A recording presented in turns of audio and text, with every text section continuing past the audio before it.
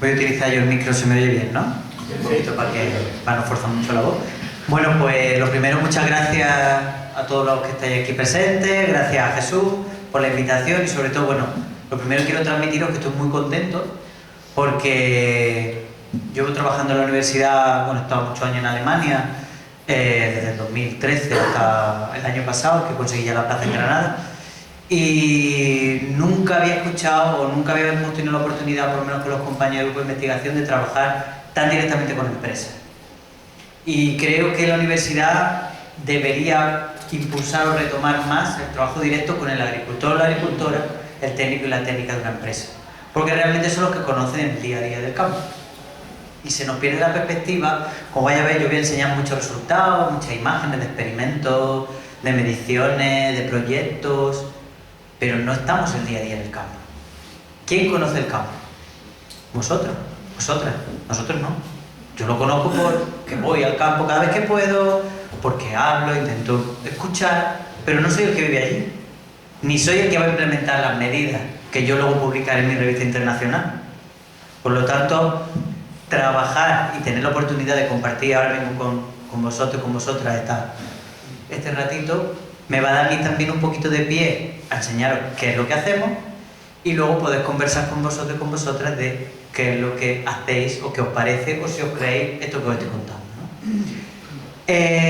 Mi tema en mi línea de investigación es el tema de la erosión, los procesos de degradación ambiental. Yo hice mi tesis doctoral entre Alemania y los montes de Málaga, yo estudié en la Universidad de Málaga, y mi tema central era los viñedos en fuertes pendientes. Convencional, en Alemania el uso del tractor, arrasando los viñedos, ahora ver pondré alguna fotito, y en los montes de Málaga pues igual, suelo descubierto, unas tasas de erosión impresionantes, madre mía, qué inundaciones luego hay en la costa, los turistas, nos hemos quedado sin playa, claro, pues que la erosión viene de atrás. Luego también he tenido la suerte de trabajar en otro tipo de cultivo, en cítrico, en olivar. Claro, el olivar me toca porque yo soy de Bailén. Entonces, aunque he estudiado en Málaga, llevo 8 años en Alemania, he tenido ya a mi hijo, me he casado, me he vuelto aquí, pero yo soy de Jaén. Entonces, tener la oportunidad de haber trabajado en cositas de olivares me ha permitido también entregarme un poquito a lo que son mis raíces. Mi abuelo era olivarero, mi familia tiene olivas, entonces, quiera o no, he conocido. Entonces, a mi abuela siempre le queda el ¡ay, qué gracioso es mi nieto que trabaja al final con la viña, ¿no? Llevaba la viña y que no es ni una viña, ni una parra, pero era un olivar, ¿no? Le llaman así a la viña, ¿no? Y entonces pues voy a contar una serie de experiencias que he tenido en el estudio de la erosión en olivar, en Córdoba, en Valencia y en Bailén.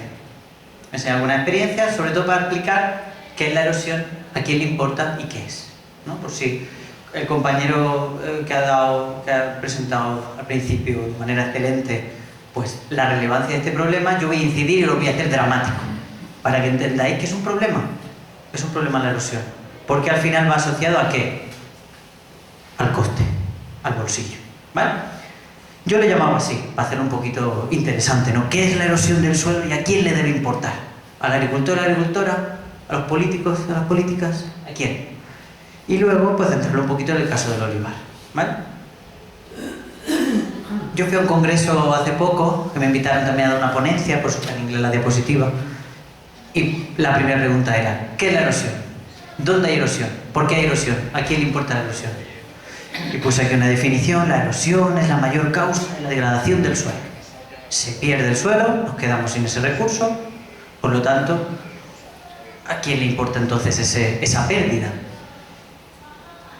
Un montón de revistas llaman la atención, todo un grupo súper importante que llama la atención a que la erosión en el mundo pues bueno, está afectando sobre todo a muchos ecosistemas. Y yo he puesto aquí algunas fotos de algunos viajes que hemos hecho, pues el acantilado de los gigantes, Ayers Rock en Australia, ¿no? Las fotos que vemos de erosión en todas partes, de la degradación, cambio climático, ¿no?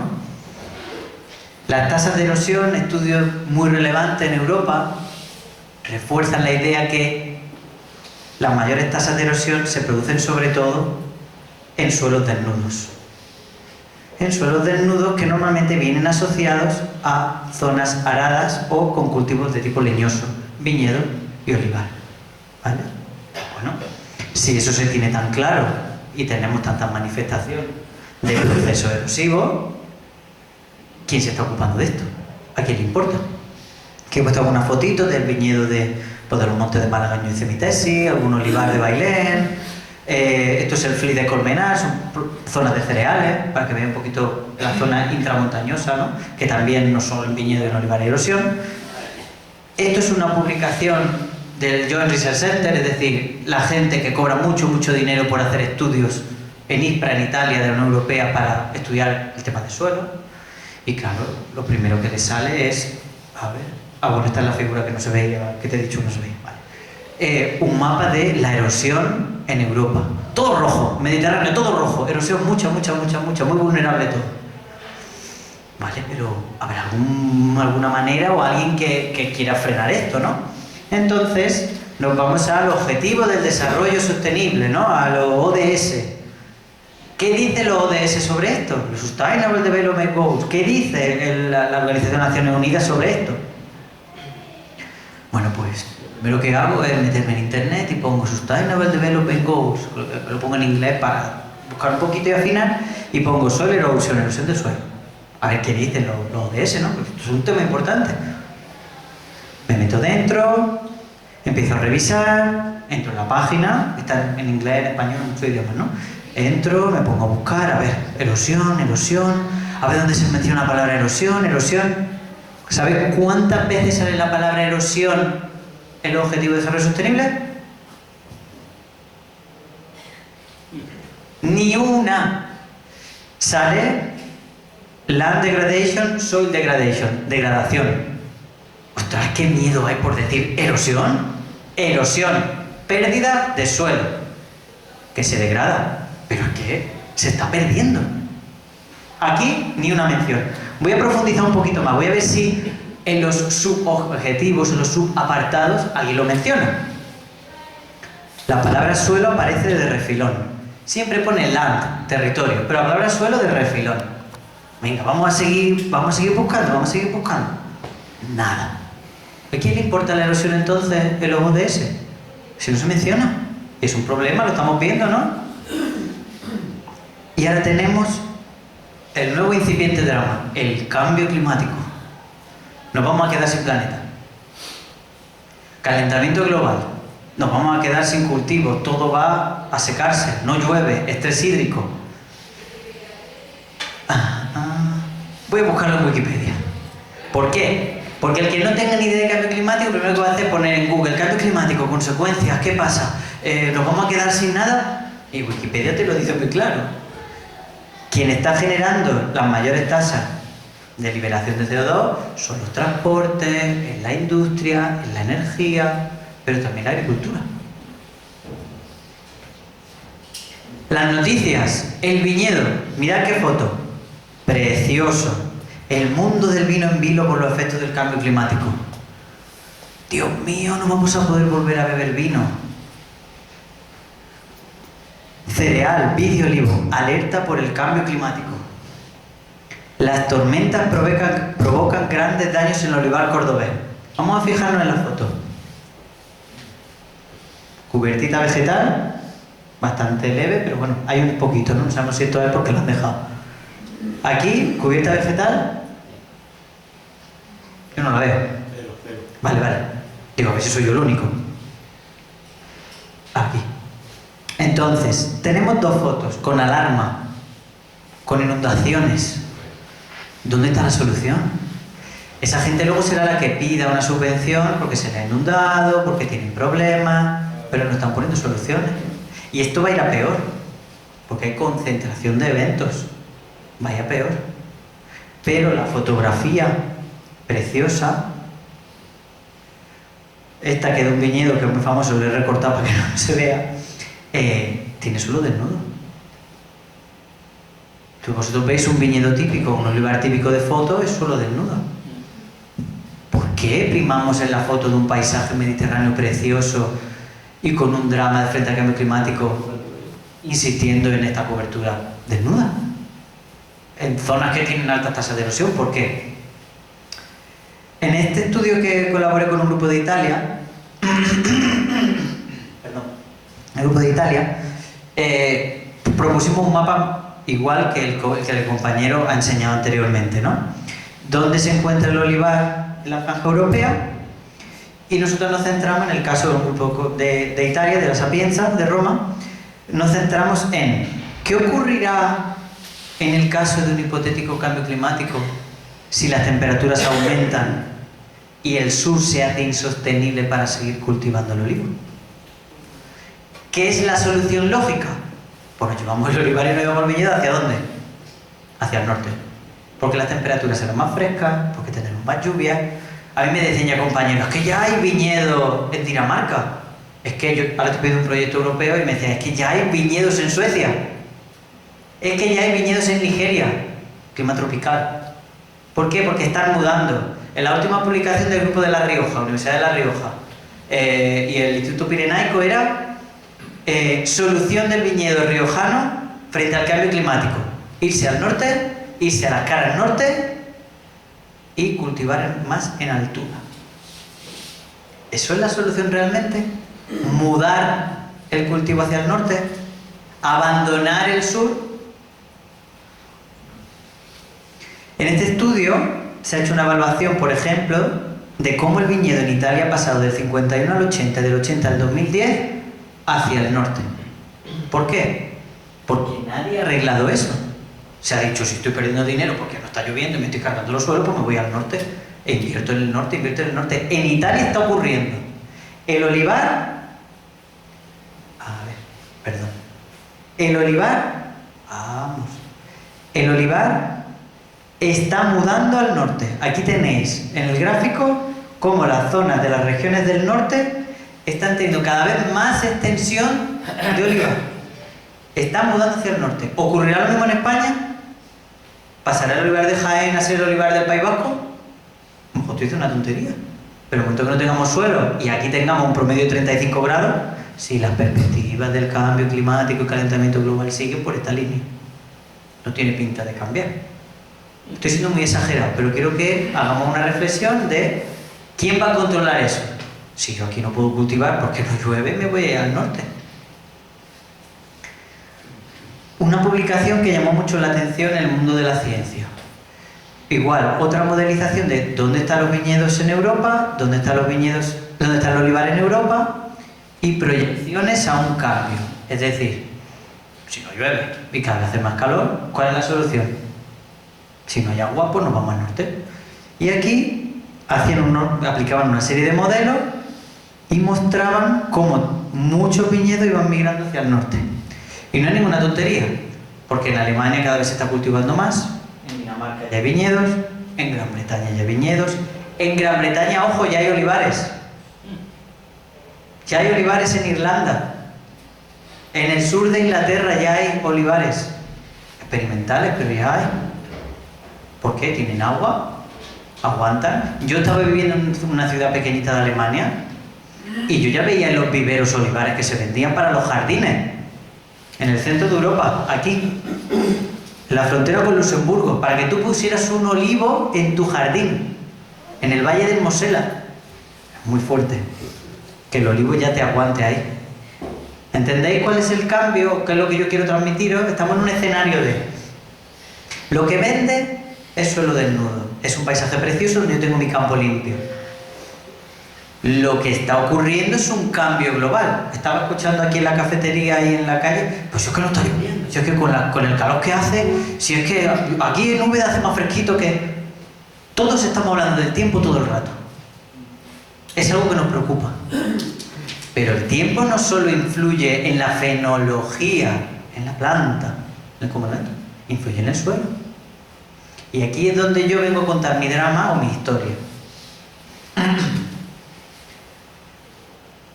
Desde mi punto de vista de científico que hablo con agricultores y agricultoras, con técnicos y técnicas, tengo la suerte de empezar a trabajar con empresas, tengo familia trabajando en el olivar y empiezo a buscar un poquito. Yo, lo que he dicho al principio, yo trabajo sobre todo en viñedo, pero he tocado también el tema de olivar y cítrico. Por lo tanto, lo primero que he hecho para introducir esto es irme a los expertos. ¿Quiénes son los que han publicado bien en tema de olivar? Por lo que ha explicado antes el compañero, CSIC y Universidad de Córdoba y Jaén, y yo con los que he trabajado con los de Córdoba, profesor Alfonso Gómez, Tom Van Halagen o Encarnación Taguas, ¿no? Son gente de Córdoba que trabaja normalmente en este tema. Pues yo me voy a sus publicaciones. He cogido primero una foto súper significativa de una publicación de Tom, ¿vale? El profesor Van Halagen. Mirad, ¿sabéis lo que significa esto? Que cogen aquí una cuerdecita y la unen de tocón a tocón. ¿Sabéis lo que significa esto? La tierra que se perdió. Mirad. Pues estoy tuteando a todos, disculpadme. Tierra fértil, ¿Veis? No sé si será tierra fértil, porque yo no he hecho ninguna analítica ni lo he comprobado. No sé hasta qué punto esto sigue siendo fértil. Sí, es fértil, hay cobertura, se puede recuperar, pero todo esto quizás era mucho más fértil porque era el suelo original. Esto se plantó a esta altura, o eso dice la teoría, ¿vale? De su método que utilizaban y que yo, por ejemplo, también aplico ahora en viñedos de otra manera, que luego lo enseñaré. Esto es una foto. Aquí tenéis lo que ellos aplican. Cogen el tocón del olivo, que lo llaman la corona, y entonces miden ese cambio y observan o tratan de cuantificar cuántos centímetros se han perdido y al final es que no le salían centímetros. Es que sale más de 1 metro. Ha hecho el compañero 80 toneladas hectáreas año. Sí, pero en espesor de suelo llegamos al metro, ¿Os imagináis? Esto es en Córdoba. En Córdoba hay olivo, mucho. Ya lo sabéis mejor que yo. Algunos datos. Ha dicho el compañero 80 toneladas. Aquí el promedio de una serie de áreas de estudio, Córdoba, Jaén, Baena... Bueno, en Jaén, perdón, no. En Baena y en Córdoba, que tienen otro comparando con Jaén. Le sale más o menos 42 toneladas hectáreas año. ¿Os podéis hacer una idea de 42 toneladas hectáreas año nada más que en estas áreas de estudio pequeñitas? Porque los científicos, es verdad, hacemos los estudios normalmente en zonas pequeñitas porque no abarcamos. Esto extrapolado a todo eso, que es la foto que ha enseñado el compañero de Guadalquivir lleno de chocolate, ¿os lo imagináis de dónde viene? Vamos a ir dándole vueltecita a todo esto, ¿no? Aquí han enseñado una serie de gráficos donde se ve la generación de cárcavas, los milímetros de suelo que se han perdido. Milímetros. Era un medio metro. Toneladas hectáreas. Mirad, es que tenemos zonas con 550 toneladas hectáreas año. ¿Sabéis eso cuánto dinero es, lo que ha hecho el compañero? ¿Cuántos fertilizantes han caído en ese suelo? ¿Cuánta agua se ha ido por ese suelo? ¿Cuántas plantas, cuántos insectos han ido con ese suelo? ¿Con ese sustrato perdido? Nunca más se va a recuperar. No, pero podemos restar. Nunca más se va a recuperar eso. Eso se ha perdido. Cuando se ha perdido, es perdido. Se vende mucho la tasa de inmovilización, pero aquí no es movilización. Aquí es que ya está en el Guadalquivir. ¿Vale? ¿Más? ¿Voy bien o voy muy rápido? ¿No? Vale, estoy tratando de hacerlo un poquito para no entrar en tecnicismo. El compañero me ha encantado, te estoy dando rato compañero, pero perdona. Un artículo del grupo de Córdoba, de la profesora Taguas, igual que el que ha enseñado el compañero. Aquí tenemos una serie de regueros y cárcavas. El compañero lo ha dicho, sabéis lo que es una cárcava, ¿no? ¿Vale? Forma de U o V, el reguero, en inglés es reel, ¿vale? En torno al medio metro, pueden ser efímeros o permanentes.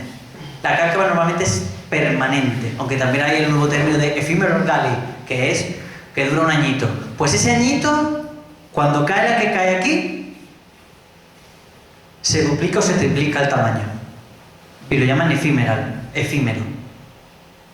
Eso es una tubería, eso es una autovía, una autopista. Y yo diría una autobahn alemana, de las que no hay límite de velocidad. Y os lo voy a explicar después, para que veáis por qué es una autobahn. Porque me enfermo. Era muy gracioso porque decía, no, es por ahí, es un camino donde no es un camino. Cuando veáis el experimento que os voy a enseñar, vais a ver que es una autobahn. Es una carretera alemana de 4 carriles a 180 con una Audi. Lo vais a ver.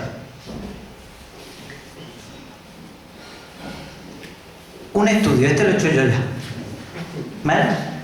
Esto está en Puente Genil, en una parcela que tiene la gente de la Universidad de Córdoba, el profesor Taguas, el profesor José Alfonso Gómez, en la que primero en una cuenquita pequeña, porque aquí no hay mucho que andar, son 700 metros, tampoco es que me matara andando.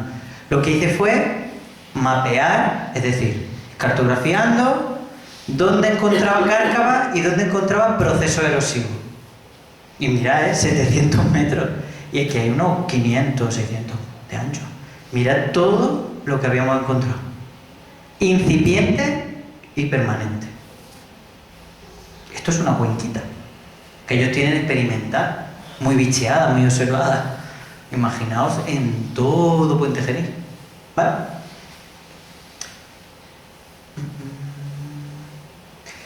Este es el experimento del autobahn.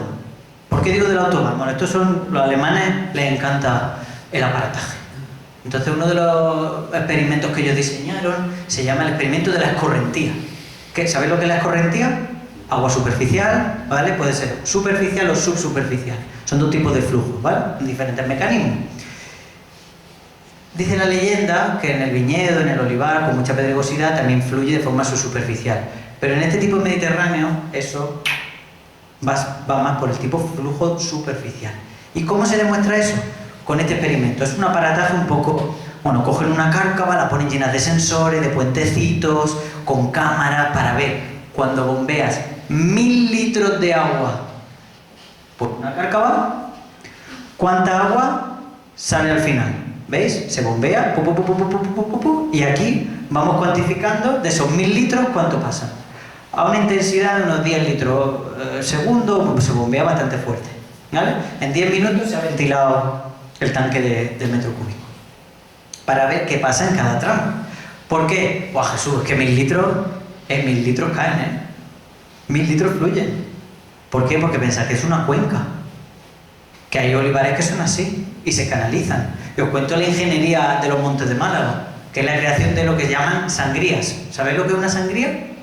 Es cavar una cárcava para canalizar todo el agua de todas las laderas. En una cárcava, con pendientes del 40%. ¿Sabéis en una lluvia de unos 100 litros hora, de las que hay en Málaga y aquí, lo que cae por ahí abajo? El Niágara. Pues aquí lo tenéis igual. Esto es representar eso exactamente. Primero se bombea el agua, la zona de descarga, y mirad, un pico. No hay nada de infiltración. El agua fluye súper rápido. ¿Y sabéis lo que transporta? ¿Sabéis lo que va haciendo? Va ensanchando la cárcava. Va incidiendo en la cárcava. ¿Y qué incide y qué ensancha? ¿Qué va arrastrando? ¿Qué arrastra? Tierra. El abono.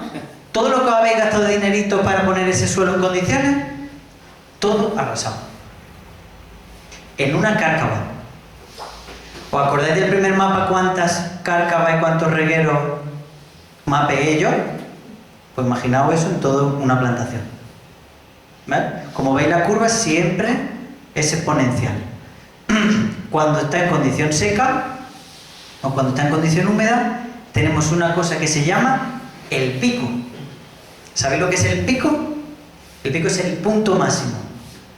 ¿Qué nos indica eso a los científicos y a los planificadores y planificadoras? ¿Sabéis lo que nos indica eso? Es el punto en el que se sobrepasa y a partir de ahí puede haber un desastre. ¿Por qué? Porque se sobrepasan los límites. Tú controlas un pico y le dices, como pase de esto, caemos. Aquí se pasa, pero más que de sobra. ¿Vale? Más experimentos. Bueno, pues aquí veis por dónde va saliendo el agua, vais viendo, bueno, ya estáis viendo que alrededor también hay un montón, aquí ya aflora el material parental, es decir, la roca. Aquí veis, bueno, la serie de experimentos que hacemos nosotros, los aparatajes que nos encantan, los infiltrómetros para ver la infiltración, lo que ha dicho antes el compañero, cuánto tarda el suelo en tragar ese agua. Ahora voy a enseñar un grafiquito para que veáis cómo se manifiesta eso, ¿no? Este es el perfil de la cárcava que os acabo de explicar y cómo fluye el agua, los frentes, el agua bajando por esa cárcava. No hay nada regular. justo al final un poquito, pero no es nada regular. ¿Sabéis lo que significa eso además? Porque me podríais decir, bueno, echáis los 1000 litros, llega un momento que eso se estabiliza y ya solo pasa agua. 10 minutos y tenemos esto. No se puede controlar, no se puede predecir. ¿Qué ocurre?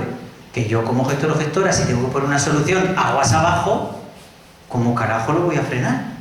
Si no sé cuál va a ser la respuesta, si depende del día, si depende de la lluvia, si depende de los manejos que estén llevando los agricultores y agricultoras en ese momento.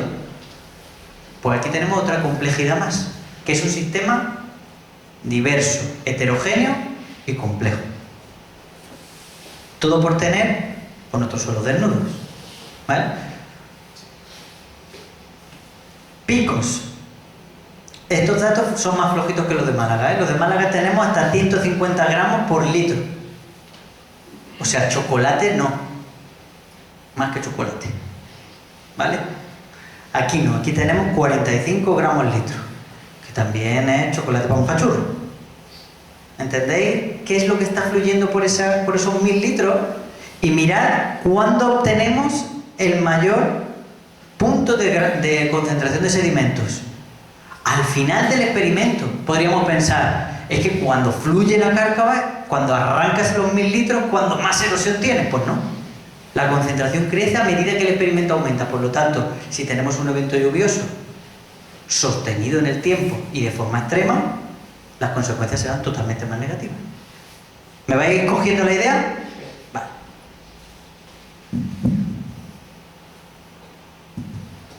Cambios. Mirad. El color gris es el punto inicial de la cárcava y el punto y la línea negra oscura es la variación. Tenemos variación y esto va de 10 en 10 centímetros. Hay puntos en la cárcava que después del experimento se rebajan hasta 10 y 15 centímetros. 10 y 15 centímetros de suelo en un evento de lluvia. Vamos a echar cálculos para 4 veces que llueve al año y de la forma en que llueve, ¿cuánto se va a rebajar esa cárcava? Luego tenemos que pasar por ahí el tractor.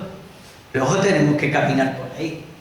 ¿Entendéis cuáles son las consecuencias? Si se van generando más cárcavas, si cada vez son más profundas y cada vez tenemos más regueros y esos regueros se van a transformar en cárcavas que a su vez, y esto se va a extremar, vamos sumando.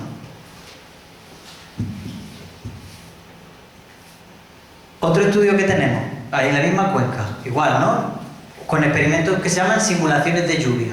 Es decir, cogemos una ducha, que ahora pondré aquí una fotito, creo, si no, bueno, pues lo explico. Como una ducha donde simulamos lluvia de 40 litros hora para ver qué ocurre en el suelo. Entonces nos dedicamos a hacer ese tipo de experimentos y lo de la infiltración, para ver la infiltración cómo varía cerca del cono del árbol, donde había un poquito de cobertura vegetal y donde hay suelo desnudo. Y las diferencias clamorosas de cómo la permeabilidad y la infiltración varía muchísimo con un poquito de vegetación o muy cerquita del árbol donde el sistema radicular es más fuerte, que en una zona totalmente desnuda. Con las simulaciones de lluvia teníamos lo mismo. Proceso erosivo y activación de la escorrentía mucho más lento cuando teníamos un poquito de vegetación y cerca del árbol. Muchos datos, para que veáis. Los científicos nos encantan las gráficas, los colorines, enseñar números, porque eso es lo que vendemos después. Pero lo que hay que explicar es, estos son los procesos, esta es la realidad que tenemos que ver. ¿Cómo se soluciona esto? Aquí tenéis fotos de cómo varía el perfil y lo que yo quiero haceros llamar la atención es esto. 40 litros hora en la zona desnuda y mirad el agua lo que ha calado. Se llama el frente de humectación, lo que se ha humedecido. El agua no ha entrado ni a 20 centímetros del suelo. ¿Cómo se va a alimentar ese olivo? ¿Cómo se va a alimentar esa cobertura vegetal si el agua no consigue penetrar ni 20 centímetros? Después de una lluvia de 40 litros hora. ¿Por qué? Porque cae y se escurre. Cae y se escurre. No se infiltra. Está apelmazado, está compactado. ¿Entendéis? ¿Alguna solución? Vamos a pensar. Pues bueno, ya lo hemos dicho antes, ¿no? El uso de las coberturas. Yo voy a enseñar alguna serie de experiencias por si da alguna idea. Os voy a presentar un casito de un estudio muy incipiente que he hecho en Bailén, en mi pueblo, y creo que llama mucho la atención porque los datos no los ha recogido un científico. Los datos de este estudio, que son 40 años de monitoreo de lluvia y producción de aceitunas, ¿sabéis quién ha recogido esos datos? Mi abuela a mano. Todos los años en su cuaderno iba apuntando cuánto llovía en el pluviómetro de su casa y de la viña, como le llamaba ella. Y a mi abuelo han caído 20 litros, han caído 25, 26, y lo iba sumando. Este año la cooperativa, ¡pum! Vale, pues fue anotándolo. Y yo descubro ese librito, un librito hecho polvo. A ver, si pasa la diapositiva. Vale, Bailén, lo localizáis todo en el mapa, ¿no? Vale, esta diapositiva no se ve. Aquí tenéis la foto del libro. Mi abuela, cogiendo datos. Pum, pum, pum, pum. Me dedico a pasarlos todos a una tabla, a analizarlos, depurar los que se veían que estaban o que no se entendía la letra. A ver un poquito. En total, mi abuela junta 42 años de datos. ¿Sabéis qué publicación científica en el mundo tiene 42 años de datos cogidos por una persona? ¿Por la misma persona para no tener interferencia? Os lo digo yo, ninguna. Porque 42 años, la misma persona cogiendo datos religiosamente cada año, ninguna. Mira, es que tu abuela es científica, a lo mejor el pluviómetro. Vale, yo tengo el pluviómetro de mi abuela. Un embudo, una garrafa, y luego también he visto un bote de aceituna con sus marcas con permanente. Y luego ella le iba haciendo a mi abuelo con un cuchillo también las marcas, con una regla. Ojo, ¿eh? Y ninguno acabó el colegio, ninguno... Calidad, ¿eh? Me pongo a analizar los datos. Haciendo un corte, porque en esta época no se veían los datos y no estaba muy bien en la cooperativa, ¿no? Los datos los cambiaron las unidades y demás. Hice un análisis de los datos por cantidad de precipitaciones, cantidad de producción. Nos llamó la atención que años en los que llovía X meses, coincidió que era diciembre, septiembre y demás, o alguna lluvia de julio y agosto, la producción tenía picos. Años en los que no llovía ni una gota en verano, que es lo normal ahora, ¿no? Años que no había ni una gota en verano. Y tampoco llovía mucho. En Navidad, producción desastrosa. Mi abuela me contaba, ¿no? Este año tu madre dejó de ir al colegio y tu tía se pusieron a trabajar en el 74, donde las lluvias coincide que eran en verano nulas. Claro, yo voy preguntando a mi familia qué pasó ese año, en el 74, y mi madre, bueno, pues ese año empezó a trabajar en la fábrica de ladrillos. No, al final va casando los datos y va viendo. Y me dice un compañero, Jesús, tienes que preguntar por los años recientes. Como ya tenemos la estación meteorológica allí en Bailén, en el IFAP y demás, vamos a contrastar los datos. Y entonces, cooperativa. Mira, estoy haciendo un estudio, tengo tantos años de datos, ¿me podríais dar los años recientes desde el 2000? ¿Sabes cuál es la respuesta de la cooperativa?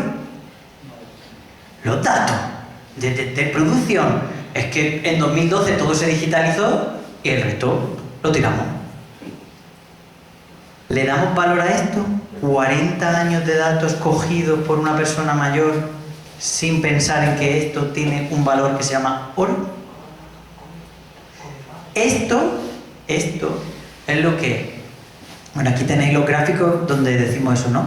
En los años que llueve más, que tenemos algo de lluvia en julio y en agosto, o que las lluvias son bastante suculentas. En noviembre y diciembre la producción crecía. En esa viña, que mi abuela tenía pues 5 parcelas distribuidas y encima tenía un promedio de 5 estaciones meteorológicas como la de ella, 5 pluviómetros, ¿vale? Tengo un promedio bastante bueno.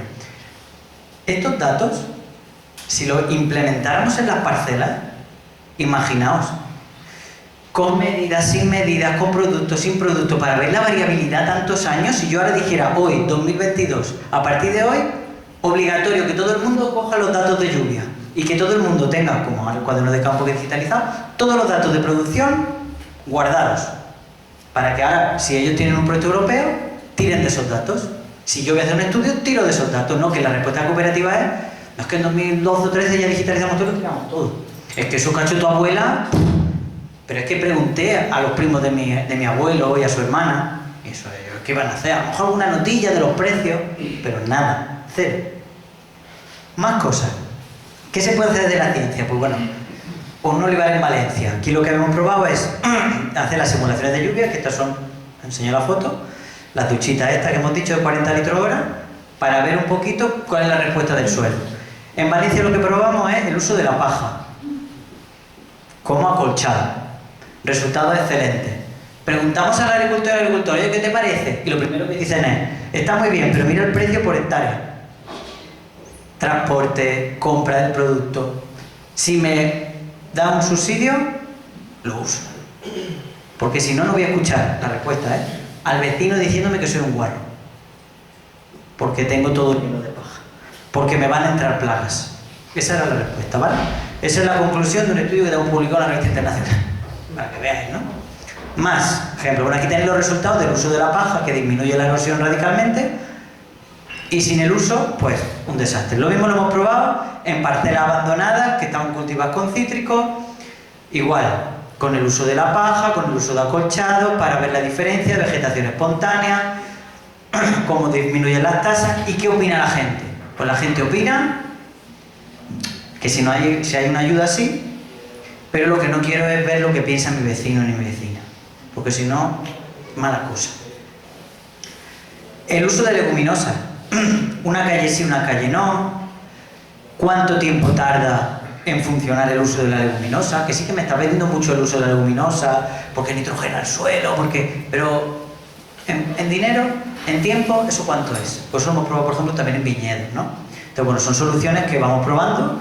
Pues enseñamos pues, transiciones de tiempo, a eso nos dedicamos los científicos, a probar cositas que luego deberíamos contárselas a la empresa o al agricultor o a la agricultora, para que no se nos quede a nosotros aquí en estas publicaciones que no valen ni el tato, que es lo que al final ocurre. ¿Qué hacemos en la Universidad de Granada? ¿Qué estoy haciendo yo ahora? Os cuento un poquito qué estamos haciendo. Bueno, pues estamos arrancando un estudio directamente con una empresa que está organizando la jornada y con la bodega. Es decir, contacto directo. ¿Y tú qué opinas? ¿Y tú qué quieres usar? ¿Y por qué lo quieres usar? Pues cuando tengamos los primeros resultados, vamos a ir y lo vamos a explicar a otra gente, a tu vecino, al de al lado. Estamos montando, pues eso, un incipiente laboratorio que tenga una sala para adentro, donde hagamos nuestro análisis o hagamos nuestro estudio, y otra afuera, que le hemos llamado la Bioética Experimental Plot, como las béticas, algo así espectacular. En un viñedo muy bonito, justo el día de Calima echamos una foto, con parcelas de erosión, cerradas, abiertas, con mucha variación. Esto, cada vez que yo hago algo, llamo al agricultor. Mira, Horacio, que yo estoy haciendo esto, ¿qué te parece? Oh, pues esto tienes que quitar, porque tengo que pasar el tractor, pero yo te lo pongo. Mira, Horacio, que vamos a hacer con una empresa y te vamos a echar este producto tal. Oh, cuéntamelo, yo ese día quiero ir. ¿Entendéis? Es todo negociado con el agricultor en el momento. Que él vea, que él lo toque, lo critique. Mira, aquí no me pongas la parcela, eso no pasó con la parcela. No, aquí no me la pongas, que aquí me molesta. Bueno, vamos jugando un poco para ver qué es lo que él le va a beneficiar y dónde se van a ver resultados, ¿no?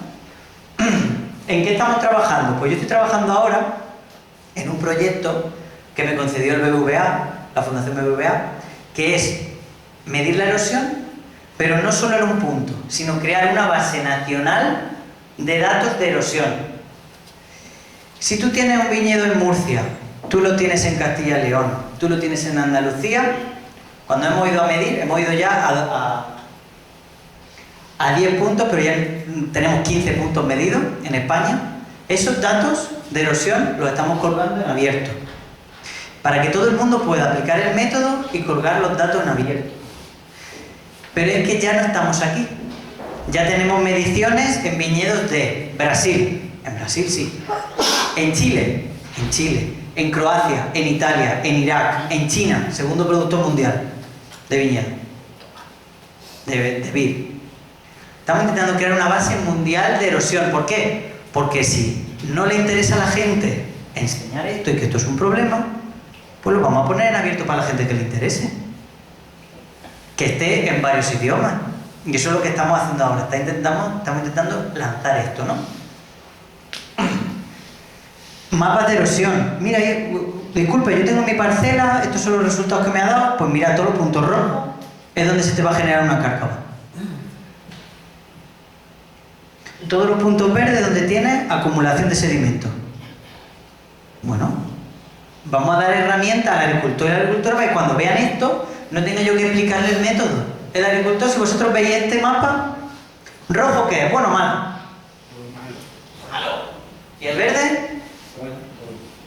Ya está. Ahí no se está perdiendo, ahí sí. Yo se lo explico a una persona, lo entiende y entonces dice, ¿entonces qué me está diciendo? ¿Que allí ponga solución? Ponla allí. ¿Vale? Eso creo yo que debería ser al final el trabajo de un científico o una científica. Lo mismo, lo estamos probando, tampoco sale la foto, estupendo. Lo estamos probando, medir cuando pasamos el tractor y antes después de pasar el tractor, lo estamos midiendo utilizando cobertura, sin cobertura, un montón de ejercicios para que el agricultor y el agricultor al final vea que probando un montón de cosas, un manejo no sostenible del suelo lo que está generando es pérdida. Lo que ha dicho el compañero antes, pérdida, biodiversidad, economía, medio ambiente, todo. Por lo tanto, para concluir, idea final. ¿Qué es la erosión? ¿Es buena o es mala? Malísimo. Malísima. ¿A quién le importa la erosión? ¿A quién? A todos. ¿A todos? A todos, porque no es solo el agricultor que se bañe en el Guadalquivir lo va a flipar.